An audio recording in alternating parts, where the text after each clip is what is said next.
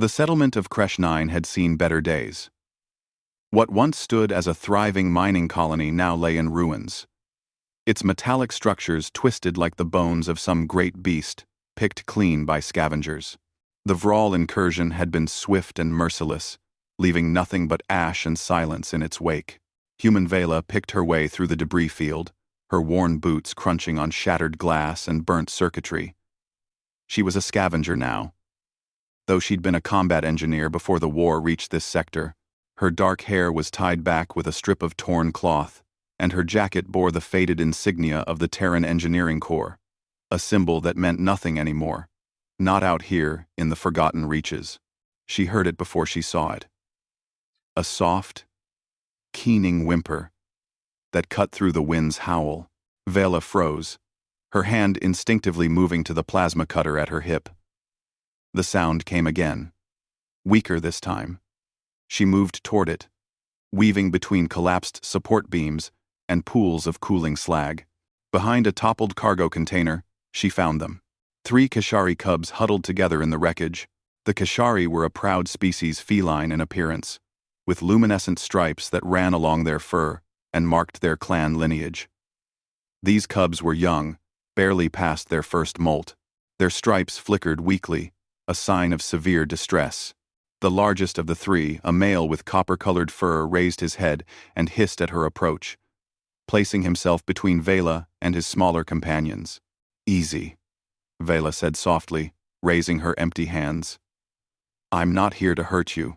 The cub's amber eyes locked onto hers, filled with equal parts fear and defiance. Behind him, a smaller female whimpered, her breathing shallow and labored. The 3rd cub, barely conscious, lay curled against her side. Vela assessed the situation quickly. The cubs were hypothermic, dehydrated, and likely hadn't eaten in days. The smallest one might not survive the night. She had limited supplies, barely enough for herself, and Creche 9's sun would set in less than 4 hours. When darkness came, the temperature would plummet to lethal levels. She should leave them. That was the logical choice. Instead, she knelt down and began to unpack her field kit. "All right, little warriors," she muttered, pulling out a thermal blanket. The copper-furred cub Orin, she decided to call him, growled low in his throat as she approached. But when she tossed the blanket toward them without moving closer, he cautiously dragged it over his siblings. Smart kid. Vela stood and surveyed the wreckage around her. Her engineering mind began cataloging materials. A section of hull plating there. Support struts from a collapsed shelter. Intact insulation foam from a ruptured cargo pod. The gears in her head turned, calculating stress loads, thermal retention, structural integrity. She could build something. She had to. For the next 3 hours, human Vela worked like a woman possessed. She cut through metal with her plasma cutter, the bright arc illuminating the gathering dusk. She welded and bolted, twisted and hammered, her hands moving with the practiced efficiency of someone who'd built forward operating bases under enemy fire. The cubs watched her with growing curiosity. Orin never let his guard down completely, but his growls became less frequent. The smallest cub, a gray female Vela, mentally named Whisper, had regained consciousness and now watched the strange alien with wide, wondering eyes. Vela worked without stopping, without eating, her focus absolute. She built a frame first, using the strongest pieces of hull plating as a foundation. She angled them to deflect the wind and retain heat. The support struts became walls, reinforced at stress points and sealed with foam insulation. She salvaged heating elements from a destroyed environmental processor, rigging them to a portable power cell she'd been saving for emergencies. This was an emergency. As the sun touched the horizon, painting the devastated landscape in shades of amber and blood, Vela made the final adjustments. The structure wasn't pretty, a patchwork shelter of mismatched metals and improvised joints, but it was solid.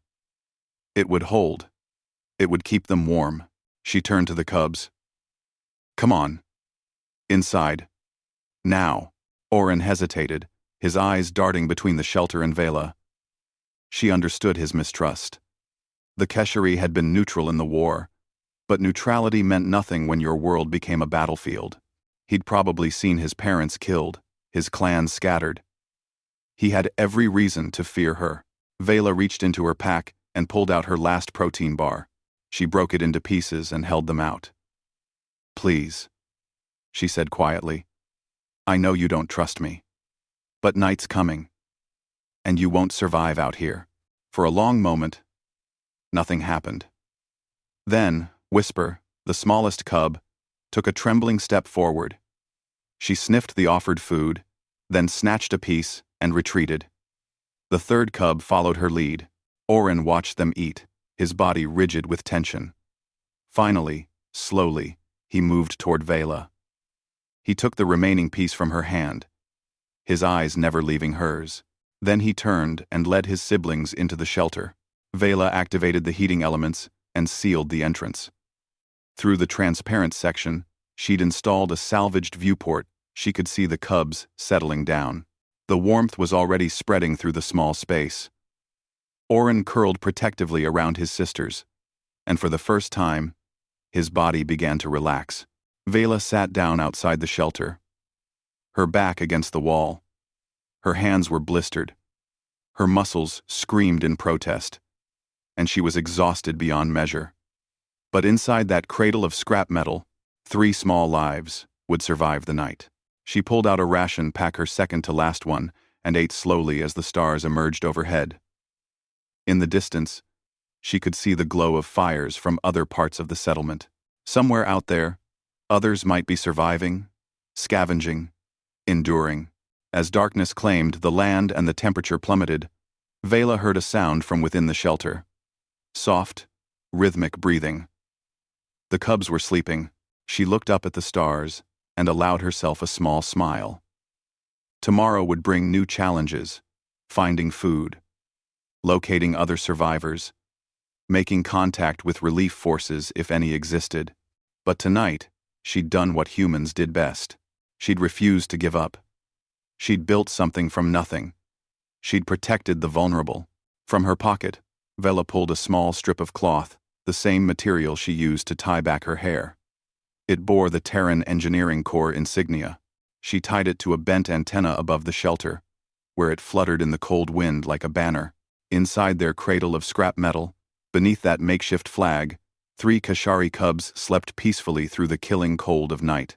And outside, keeping watch until dawn, sat a human who'd decided that maybe some things were worth more than survival. Some things were worth being human for.